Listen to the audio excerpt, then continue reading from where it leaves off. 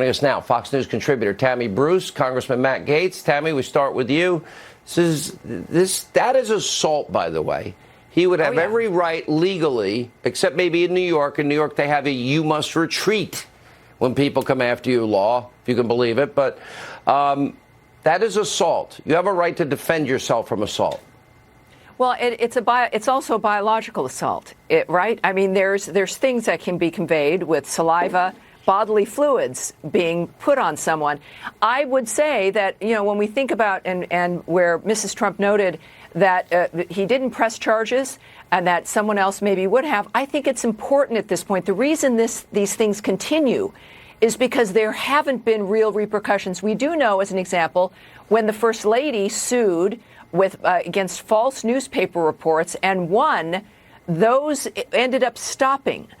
When you've got the fake hate crimes and the police would arrest individuals for that, those also slowed down. When there's a reminder that there's a real world, then it ends. Now, this young woman at that lounge, apparently from reports, has been suspended. But imagine if she's willing to do that in public to the son of the president. What else is she willing to do to people that she doesn't like, as having been encouraged by people like Maxine Waters, Democratic leadership, encouraging individuals to, in some fashion, get at in least their harass. faces, follow them into stores. Literally. So that's what we have to worry about here. Charges must be pressed when possible. You know, I know it's so hard if you're a public figure. I mean, they can pretty much say anything about you, and you don't really. We need to change the libel laws, in my view, in this country. I mean, they say it about Matt all the time, and he usually deserves it. I don't deserve it. I'm kidding, Matt. But, you know, think of this instance. This is what's they go after this 16-year-old kid, a trigger, a Make America Great Again hat. And they run with a story for days and days, even over a week in some cases. They're factually wrong. They never made a call. They never asked a question.